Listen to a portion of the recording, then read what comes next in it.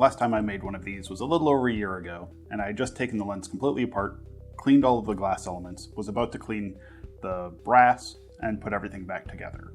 I have since finished cleaning the brass to the best of my abilities and reassembled the lens. In my efforts to fully clean the brass, I used naphtha and some mineral spirits. I was unable to get all of the residues and adhesives completely free from the brass.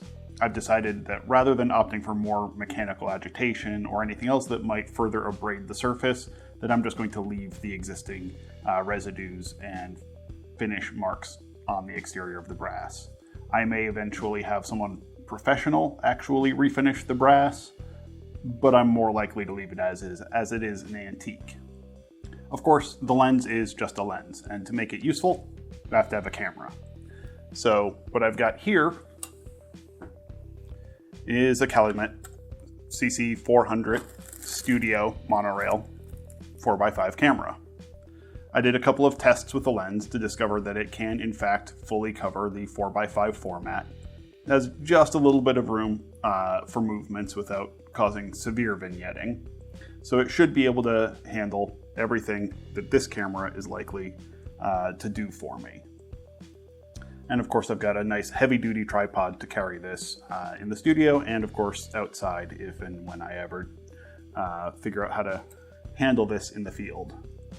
And of course I've got the lens here. I picked up this carrying case to keep it safe, but you'll also note this time I have front and rear caps. I've 3D printed a variety of hardware to enable this lens to function. It took me quite a bit of design work, trial and error, using a variety of 3D design programs to create the necessary parts to make this lens fully functional. I've gone through a couple of iterations using Blender and then FreeCAD to try to create the necessary models.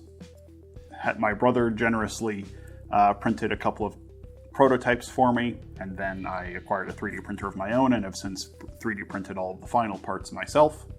One of the problems in mounting this particular lens to this particular camera is that it has this large flange. The large flange is actually how it is secured to this lens board, as you can see. But unfortunately, the flange size is actually greater than the lens board size. So you can actually see that here the flange comes up above and to the sides of the lens board in every dimension. To make it mountable to this particular camera, I've actually had to increase the thickness of the lens board so that the flange mounts ahead of the locking bar. And here we can see, when seated properly, it slides right in and is held firmly in place. For comparison, I also have this earlier prototype print. As you can see, there's a couple of differences between this prototype and the final print. It's got these additional and, as I discovered, unnecessary support struts here, just to try to strengthen the structure. I determined that if I used 100% infill on this print, it's more than strong enough all on its own without any additional support structures. Additional changes include a little bit more depth on this barrel to grip the inside of the lens and provide additional support, and a slight redesign of this platform here. As you can see on this earlier iteration of the design, it was rounded over at these corners, which matched the rounding profile of the lens. On the final design, it's simply solid all the way to the corners. This provides a little bit more light fastness, as the material here was actually thin enough, and in this red PLA, a little bit of light was able to get through in bright direct sun conditions. With this thicker 100% infill print, there's no light coming through. Additionally, I've created front and rear caps for this lens. Both are based on caliper measurements of the exterior dimensions of the lens, and printed just a little bit oversized to create interior room for a velvet lining. So I've actually lined both of these in black velvet to provide a little bit of additional friction fit onto the brass while reducing any chance of scratching. As you can see, they fit quite nicely. As you may have noticed, the lens does not have a shutter or an aperture, so taking pictures with it is quite a challenge. At the moment, I'm not planning to introduce any kind of aperture mechanism. I know other lenses of nearly this vintage use Waterhouse stops. This lens does not have a slot for them. I'm not going to further cut into the barrel of the lens to introduce such a slot, and I'm not, at the moment, planning to use any kind of stops in front of or behind the lens to restrict the light and reduce the aperture. Which of course means I'm constantly shooting wide open. As I primarily plan to use this lens for portraits, shooting wide open all the time is not the worst idea. I want the particular swirly bokeh associated with Petzval lenses. Unfortunately, I still need to be able to time my exposures. And of course, this does not come with any kind of shutter, and I can't mount a traditional modern shutter to it at all. So of course, I'm using a Packard style shutter. I picked up this shutter from eBay a little while ago. It's fully functional, if entirely manual. It originally had a large, quite heavy 1 amp solenoid attached to it. Of course, I'm not using the solenoid as I don't plan on plugging this in, and I didn't trust 50-plus-year-old electronics. This solenoid appears to have come from some kind of copy camera. I don't know exactly where, but that's the closest information I was able to find. At the moment, I'm operating it completely manually, just using my fingers to actually flick this open and shut. I'm in the midst of designing an apparatus to enable me to plug in a cable release that would manually push this up and have a spring to return it closed, so that I can take exposures that are more approximately timed than counting out 1/1000. Of course, I also need a method to mount this shutter, and as large as it is, it needs to be mounted in front of the lens. It won't fit inside the camera. So of course, more 3D printing. This is my first prototype, and it's designed so that this interior barrel sits snugly around the lens hood of the lens.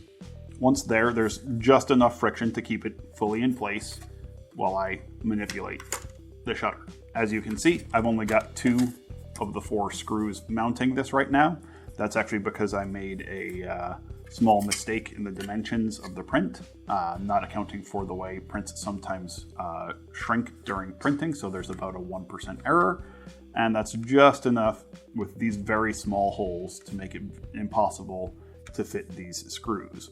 So I'm going to need to either drill out this piece to make the screw holes continuous, or else print a second prototype. But for the moment, with just 2 bolts attached, this piece is more than capable of doing the job. Manually actuated, and with a constantly wide open aperture of about f3.7, my exposure options are very limited. I need to be able to shoot exclusively in relatively long exposures. I certainly don't trust my hands on that lever to do anything better than 1/2 second, not until I have the remote cable release hooked up. And even then, maybe 1/10 of a second is the best I think that shutter is ever going to reliably do for me. And that's going to be timed by hand, and that's going to be pretty sketchy. So I need a very low sensitivity film. And of course, because there's going to be a lot of experimenting right now, it needs to be very inexpensive as well. So I've turned to this ortholitho film. Litho film is very high contrast. It's used in print production processes, not actually in photography usually, but this has been cut down to fit the 4x5 large format camera. Luckily for me, the price on this works out to about 50 cents a sheet before developing. So it's more than cheap enough to let me do all the experimentation I currently want to do. So when I want to actually use the camera, here's what I do. I've got a mark on the print that shows me which side is up, just to keep the label up. It is symmetrical all around, so it doesn't truly make a difference. I just like it oriented in this fashion. Now the lens is secured here, and of course the shutter here simply slides onto the front of the lens hood all the way back, and you can see it operates nice and comfortably. And with all those limitations in mind, I've shot some test shots. Before I purchased this film, I did try to create a couple of experimental direct in-camera cyanotypes. I got one that I would call semi-successful that produced a relatively clear image after about a 40-minute exposure. My other two attempts were much less successful. Partly for that reason that I turned to shooting on film. Because this film was never actually intended for photography use, it's not rated with an ISO. Different people on the internet have shot it at different ratings, usually between 3 and 10. I chose to shoot it at ISO 6, and I've been getting results that I would find acceptable. Of course, what I find acceptable might not be to everyone else's taste. I like a very contrasty image, and this film provides in spades. Of course, there are additional challenges to shooting with this setup, beyond the clunkiness of it and the lack of remote control for the shutter. One challenge I have is focusing. I'm using a loupe on the ground glass to achieve the clearest focus I can, but there are still some significant challenges. It is f3.7. There are some fairly significant distortions in the image because of the nature and design of the lens. So it's difficult to exactly nail it. And of course, in several of my portraits, I'm slightly off, and f3.7 is not very forgiving on large format. In the case of almost all of these portraits from my very first photo shoot, I missed the focus. I ended up focusing just behind the eyes instead of just on the eyes. And as a result, people have very sharp ears, very sharp cheeks and chins, and their eyes and nose are just slightly out of focus. In fact, there was only one portrait where I completely nailed the focus, and it's this one. Now, one other issue I am aware of with these lenses is something called chemical focus, where at the time there was an issue with the chemistry being used that was mostly sensitive to blue light and ultraviolet light. And of course, the lens is not really optimized for that particular wavelength of light. It's what the human eye sees prioritizes green light, which is incidentally why there are twice as many green pixels on a Bayer sensor array. But that means that what looks in focus to our eye isn't quite in focus to the chemistry of the film. Now, the film I'm using today, I believe, is a little bit more broad spectrum sensitive than that, so that should not be a major issue with my film. I think I just missed the focus. Of course, later Voigtlander Petzval lenses did correct this chemical focus issue by changing the formulation of the glass and changing the optical formula very slightly, but this, as an 1850 example, is a very early example. It does not have the corrected chemical focus that was introduced several years later. It does not have the Waterhouse stops that were introduced several years later, and it's going to be a challenge to shoot with, which is one of the reasons I've decided to try to shoot with it. Thanks for joining me today as I demonstrate my progress in this project. I'm going to keep shooting with this lens, and of course, I'm going to keep making improvements in the project. Next up, a cable release attachment for this shutter, which should let me get much faster shutter speeds and generally more versatile photography options. Of course, if this is successful, I'll probably invest in a little bit more expensive film than the ortholitho, just to get a greater tonal range and give me more options as I'm shooting outdoors, especially once a faster shutter speed enables me to use more sensitive ISO film. Thanks for watching. Don't forget to comment down below if you want to see more projects like this.